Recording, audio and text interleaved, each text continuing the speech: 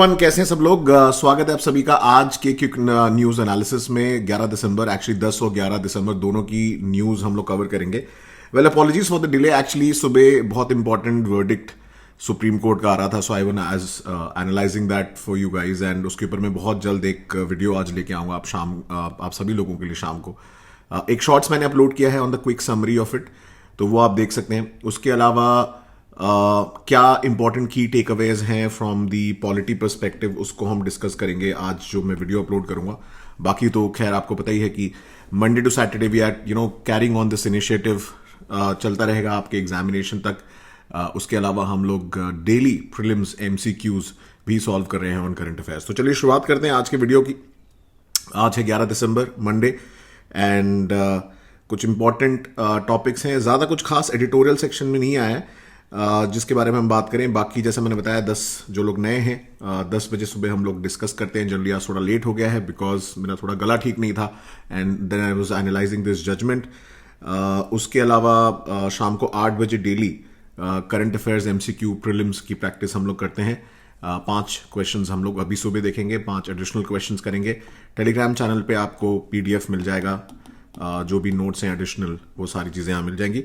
इसके अलावा आप में से बहुत सारे लोगों का मुझे मैसेज कॉल्स आ रहे थे, मेल आ रहे थे about personal mentorship programme. So मैंने इसके लिए गूगल फॉर्म नीचे डिस्क्रिप्शन बॉक्स में और कमेंट सेक्शन में पिन कर दिया है। It will be for complete guidance for prelims and mains. Since it is a limited seat only programme, first 100 students will get exclusive discount.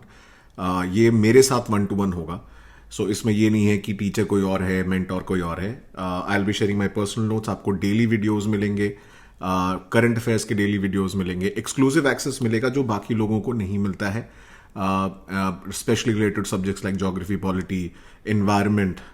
Test series included है इसमें, plus मैं mains answer writing guidance आपको खुद करवाऊंगा।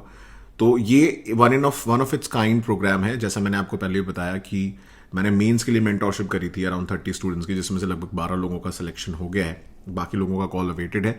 ऐसे ही prelims के लिए भी लॉन्च किया हुआ है मैंने।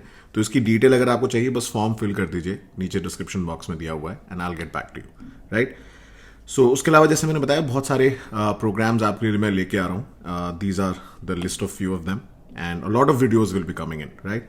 सो चलिए आज के टॉपिक की बात करते हैं। तो while we were making this video, article 370 के ऊपर वर्डिक्ट जो है उस पे जजमेंट्स प्रोनाउंस किए जा रहे थे honourable supreme court of India में। और by the time the judgment was delivered, so 2-3 की टेक अवेज थे कि सुप्रीम कोर्ट ने बोला कि आर्टिकल 370 का abrogation was valid. Presidential order से हटाया गया, वो कोई बात नहीं है, प्रेसिडेंट ऑफ इंडिया के पास पावर है कॉन्स्टिट्यूशन में। बट इंपॉर्टेंट चीज बोलिए कि restoration of the full statehood of Kashmir should be done, क्योंकि सरकार ने यह प्रॉमिस किया हुआ है जितना जल्दी हो सके। इलेक्शन कमीशन ऑफ इंडिया को बोला है कि जो उनके असेंबली में इलेक्शंस होने थे उसको किसी भी हालत में 30 सितंबर 2024 से ज़्यादा डिले ना किया जाए, इलेक्शंस कराने ही कराने। और लद्दाख का यूनियन टेरिटरी बनाना उन्होंने वैलिड रखा है, सो इसको लेके कोई शक नहीं है। बट इंपॉर्टेंट पॉइंट्स हैं कुछ चीज़ों को लेके रिगार्डिंग जो कश्मीर में जो रिस्टोरेशन ऑफ स्टेटहुड है वो बहुत इंपॉर्टेंट पॉइंट है। इसके अलावा क्या की टेक अवेज होंगे इस जजमेंट के from the point of view of polity, with respect to जो इलेक्शंस हैं उनके बारे में बात करेंगे। मैं एक एक्सक्लूसिव वीडियो बना रहा हूँ आप सभी लोगों के लिए, आज शाम को उसको मैं आप लोगों के लिए शेयर करूंगा, तो उस समय बात करेंगे। उसके अलावा पीएम विश्वकर्मा स्कीम जो है उसमें 21 लाख से ज़्यादा एप्लीकेशंस रिसीव हुए हैं, बहुत इंपॉर्टेंट है। स्किल मिनिस्ट्री जो है, micro small and medium enterprises nodal ministry है। ये बेसिकली स्कीम है for upliftment of traditional artisans जो है एंड क्राफ्ट्समैन, जो various occupation like black Smith, gold smithing, pottery, carpentry, उन लोगों के लिए है। और इसमें अगर आप देखोगे ये सेंट्रल सेक्टर स्कीम है क्योंकि फुली फंडेड रहेगी by the government of India. और इसमें बजट में आप देखोगे 13,000 करोड़ दिए गए हैं फॉर द बजट आउटले। उसके अलावा इसमें आप देखोगे स्टाइपेंड मिलता है 500 रुपए का for skill training per day and ₹15,000 grant for the purchase of modern tool. And they will also भी, जो लोग हैं यहाँ पे एलिजिबल रहेंगे, collateral free credit support of up to ₹1 lakh जो पहला ट्रांच होगा, और 2 लाख सेकंड ट्रांच में with a concessional interest rate of 5%। ये दोस्तों प्रीलिम्स के लिए याद रखिएगा, काफी इंपॉर्टेंट है कि इसका क्या मेजर प्रोविजंस हैं पीएम विश्वकर्मा स्कीम की। जनरली पीएम रिलेटेड स्कीम्स के ऊपर सवाल एग्जाम में आता रहता है। तो मैंने मेजरली यहाँ पे आपको आउटले कर दिया था। हाईएस्ट नंबर ऑफ एप्लीकेशन अगर आप देखेंगे वो कर्नाटका से रिसीव हुआ है, followed by West Bengal, Assam, Uttar Pradesh and Andhra Pradesh, which is very very interesting data.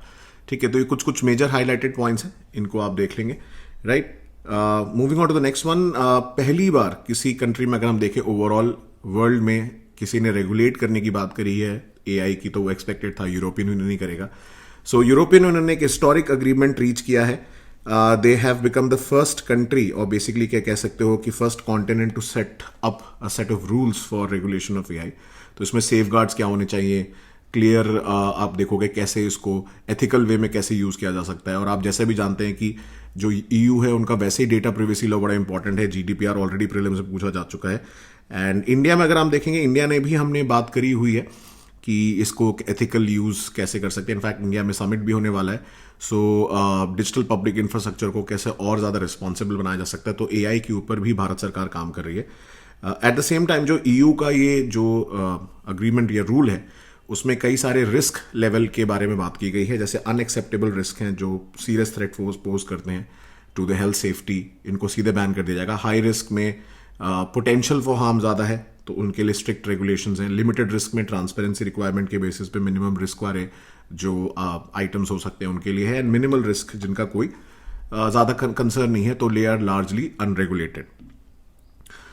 उसके अलावा एक हाउस पैनल है, उन्होंने रिकमेंड किया है कि जो हमारे प्रोटेक्टेड साइट है रिलीजियस सिग्निफिकेंस के, वहाँ पे एक्चुअली में प्रेयर्स एंड रिचुअल्स अलाउड होनी चाहिए। तो ये जो कमिटी थी, it was headed by YSR Congress Rajya Sabha MP V Reddy साहब। उन्होंने ये रेकमेंड किया है, पार्लियामेंट्री पैनल है जिसने रेकमेंड किया है इसके बारे में। उन्होंने बोला कि जो एएसआई प्रोटेक्टेड साइट्स हैं, ठीक है, जहाँ पे रिलीजियस, जैसे अगर आप देखो जम्मू कश्मीर में मार्तन द सेंट टेम्पल है या फिर ताजमहल में जनरली मॉस्क है तो वहाँ लोग पूजा करते हैं, सिमिलरली मतलब नमाज पढ़ते हैं, सॉरी। ताजमहल में हर फ्राइडे पढ़ी जाती है। उसी तरह आप देखेंगे कन्नौज है, रोमन कैथलिक चर्च है मेरठ में, नीला मॉस्क है दिल्ली में, बुद्धिस्ट मोनेस्ट्रीज है लद्दाख में, तो ऐसे और भी जगह भी करना चाहिए। तो ये नाम याद रखिएगा, बड़ा इंपॉर्टेंट है ये। तो आर्कियोलॉजिकल सर्वे ऑफ इंडिया को भी रिकमेंड किया गया कि वो मेंटेनेंस का काम तो करेंगे, but at the same time because लोगों की भावनाएं जुड़ी हुई हैं तो उसमें रिकमेंडेशन आया है पार्लियामेंट्री पैनल का कि इस पे काम किया जाना चाहिए and may explore the possibility of puja, worship, ritual practices at these places of religious significance. तो ये इंपॉर्टेंट है, याद रखिएगा। देन एक बड़ा इंपॉर्टेंट है जो इंडिया में लॉजिस्टिक्स एंड इकोनॉमी को काफ़ी ज़्यादा बूस्ट करेगा, कि भारत सरकार ने बोला है कि जितने भी ट्रक्स होंगे उनमें एयर कंडीशन कैबिन मैंडेटरी होना चाहिए बाय अक्टूबर 2025। ये ministry of road transport and highway ने गजेट नोटिफिकेशन में इशू किया है। And they will be fitted with an air conditioning system in the cabin category of vehicles of N2 and N3। तो इसकी testing भी चल रही है। एंड उन्होंने बताया कि भाई जो ट्रक ड्राइवर्स होते हैं बड़ी हार्श कंडीशन में गाड़ियां चलाते हैं तो एयर कंडीशन ट्रक्स होने चाहिए अब। तो ये काफ़ी सिग्निफिकेंट मूव है। आई थिंक प्रॉबेबली इससे थोड़ा रोड जो एक्सीडेंट्स हैं उनके केसेस थोड़े कम होंगे, क्योंकि ड्राइवर्स को बहुत लॉन्ग टर्म चलाना होता है ऐसी हार्श कंडीशन में। Generally they fall prone to taking some banned substances, तो रोड एक्सीडेंट केसेस ज़्यादा बढ़ जाते हैं। ऑब्वियसली थोड़ी कॉस्ट बढ़ेगी for the sector, but overall it's important considering कि climate change and the risk global warming जो है उसका बढ़ता चला जा रहा है। Then अगर हम देखें जो सूडान है उसने डिक्लेयर किया है 15 diplomats of UAE as persona non grata. तो यूएई और सूडान के बीच में एक तरीके का कोल्ड वॉर टाइप चल रहा है। उन्होंने 15 डिप्लोमैट्स को एक्सपेल कर दिया है। ये पर्सोना नॉन ग्राटा अगर आप देखेंगे हमारा इंडिया कनाडा के केस में भी आया था। तो ये वियना डिप्लोमेटिक जो कन्वेंशन है उसके अंदर होता है, रूल आर्टिकल 9 के अंदर है। और जब ऐसा डिक्लेयर कर दिया जाता है तो उनकी डिप्लोमेटिक इम्यूनिटी खत्म हो जाती है। बेसिकली लड़ाई यहाँ पे ये चल रही है कि pro army demonstrators and officials जो लॉयल हैं आर्मी चीफ के वहाँ पे अब्दुल फताह अल बुरहान, उन्होंने अक्यूज किया है यूएई की सरकार को कि दूसरे जो ग्रुप है, फैक्शन ग्रुप है पैरामिलिट्री, उनको सपोर्ट दिया जा रहा है by former deputy Mohammed Hamdan Dagalo. तो दो अपोजिंग ग्रुप के बीच में लड़ाई चल रही है।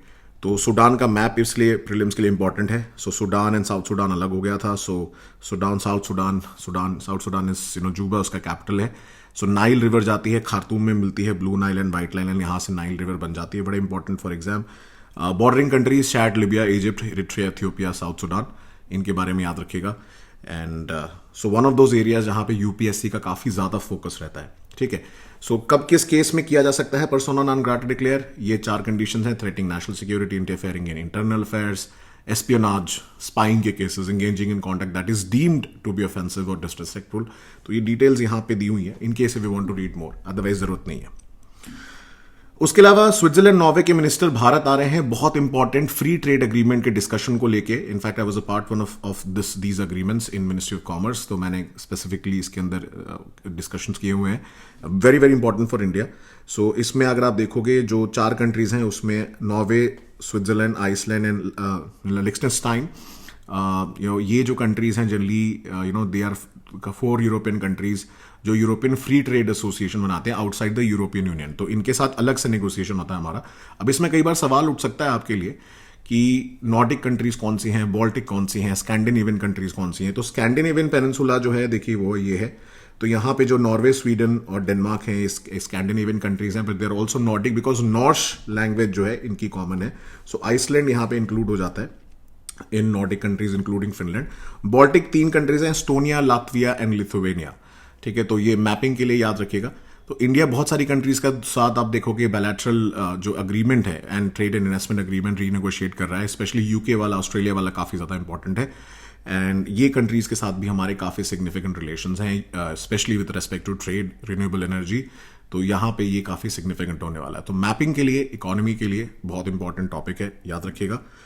देन जैसे मैंने बताया, अगर आप लोग वीडियो के साथ अभी जुड़ रहे हैं तो you can get the details of my personal mentorship program, नीचे डिस्क्रिप्शन बॉक्स और कमेंट सेक्शन में इसके बारे में दिया हुआ है।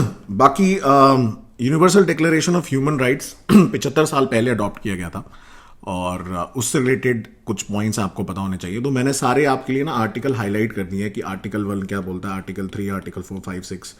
तो ये कई बार ना प्रीलिम्स में पूछ लेता है कि आर्टिकल 3 ये बोलता है, आर्टिकल 4। वैसे ट्रिकी होते हैं ऐसे क्वेश्चन, बट कोशिश करिए कि अगर याद रह जाएगा तो याद रह जाएगा, एटलीस्ट ये पता होना चाहिए कि क्या मेंशन्ड है। सो आर्टिकल 1 फाउंडेशनल प्रिंसिपल है यूएनएचडीआर का, और कई बार कोर्ट जजमेंट्स में इसको, फंडामेंटल राइट्स के केसेस में इसको मेंशन भी किया जाता है। So I mentioned it all over here. Important articles 19, 20, 22, 26 हमारे आप देखोगे कॉन्स्टिट्यूशन के काफी प्रिंसिपल्स फंडामेंटल राइट्स के यहाँ से इंस्पायर हुए हैं। इनफैक्ट वर्ल्ड के मोस्टली कॉन्स्टिट्यूशंस के इंस्पायर हुए हैं, तो ये आप देख सकते हैं यहाँ पे। सो प्रोहिबिट्स आर्बिट्रेरी अरेस्ट, बड़ा सिमिलर है। So similarly freedom of speech and expression, right to life and personal liberty हमारे कॉन्स्टिट्यूशन में आर्टिकल 21 है वो, राइट। सो इनके में आर्टिकल 3 है। मेंस में भी काफी काम आएगा आपके ये। तो ये एक्सप्लेन सेक्शन इंडियन एक्सप्रेस का, तो जैसा आप जानते हैं कि हम लोग हिंदू इंडियन एक्सप्रेस को कंबाइन करके अपना न्यूज एनालिसिस बनाते हैं आपके लिए, ताकि बेस्ट पॉसिबल हो सके। Now the new chief minister of Chhattisgarh Shri Vishnu Deo Sai is a significant tribal leader and एक इंपॉर्टेंट इंस्पिरेशन दिखाता है कि कैसे panchayat level leaders can play a very important role at the regional and state level, maybe become a national level leader.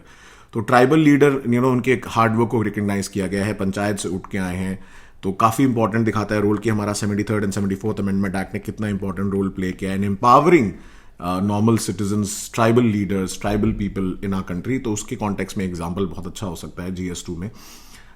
And similarly आप जैसे जानते हैं कि रिसेंटली इलेक्शंस हुए हैं 5 राज्यों में, तो उसके कॉन्टेक्स्ट में ये जो है न्यूज आई हुई है। उसके अलावा ग्रेटर नोएडा में एक शाहजहां एरा का टूम है जो जिसके लिंक है विद रेड फोर्ट। ठीक है, so the tomb of Ikram Khan है ग्रेटर नोएडा में and is often link to the Rajasthani epic of Nihalde and Narsultan. तो ये अभी स्टेटस बड़ा खराब चल रहा है इसका, मतलब आप देखिए मेंटेनेंस काफी बुरा है इसका। सो ये इकरम खान टोम ग्रेटर नोएडा के कासना पार्क में सिचुएटेड है and Nihalde Sati temple in neighbourhood जो है उससे काफी ज्यादा रिलेटेड है। So archaeological survey of India document date करता है 1969 का कि ये वन ऑफ द ऑफिसर था जिसकी जिम्मेदारी थी with the building of the red fort eight Delhi. तो उनका ही टोम है ये। तो जस्ट इन केस कई बार ना ऐसे आर्ट एंड कल्चर में सवाल कई बार आ जाते हैं। So maybe just match the following करके आ जाएगा कि कहाँ पे सिचुएटेड है, अदरवाइज कोई ज्यादा इंपॉर्टेंट ध्यान नहीं रखने की जरूरत है। ऐसे बहुत सारी न्यूज में आते रहते हैं, but the major ones that are there we will be covering in the news. तो आज ज्यादा कोई खास एडिटोरियल मुझे लगा नहीं। इकोनॉमी का आर्टिकल था, मुझे ओके लगा। ऐसे बहुत सारे आर्टिकल हमने कई बार कर चुके हैं, आगे कर लेंगे, सो टेंशन लेने की जरूरत नहीं है। आज थोड़ा चिल डे है। बाकी प्रीलिम्स के क्वेश्चन वीडियो पॉज करके प्रैक्टिस करिए, आंसर हम लोग रात को 8 बजे डिस्कस करेंगे। असर्शन रीजनिंग के सवाल थोड़े इंटरेस्टिंग होते हैं। सो ABCD पहले क्वेश्चन का असर्शन रीजनिंग से सवाल है आज के news related. Similarly PM Vishwakarma को लेके भी एक स्टेटमेंट है यहाँ पे, तो आप बताइएगा। असर्शन रीजनिंग के सवाल थोड़े फंस जाते हैं, थोड़ी CSAT की आपको याद दिलाएगा प्रैक्टिस करने के लिए। देन सुप्रीम कोर्ट के बेंच के रिलेटेड एक सवाल है, थर्ड वाला, इसको आप पॉज करके बताइए कि क्या कौन सा स्टेटमेंट करेक्ट है इसको लेके। चौथा है regarding the election commissioner of India के पावर को लेके, so can mention the answers in the comment. And the last is incorrect about CBFC. अभी एनिमल मूवी जो है काफी ज्यादा रेज पे है, सो एनिमल के कॉन्टेक्स्ट में ये सवाल मैंने बनाया है। सो सीबीएफसी की कैटेगराइजेशन होती है अलग अलग, तो उससे रिलेटेड स्टेटमेंट है, सो इनकरेक्ट बताइएगा। बाकी as I already told you, mentorship program के डिटेल्स नीचे दिए हुए हैं। बाकी मैं मिलूंगा रात को आज 8 बजे 8 PM पे मिलेंगे, ठीक है। एमसीक्यूज डिस्कस करेंगे करंट अफेयर्स के, प्लस एडिशनल क्वेश्चन सॉल्व करेंगे।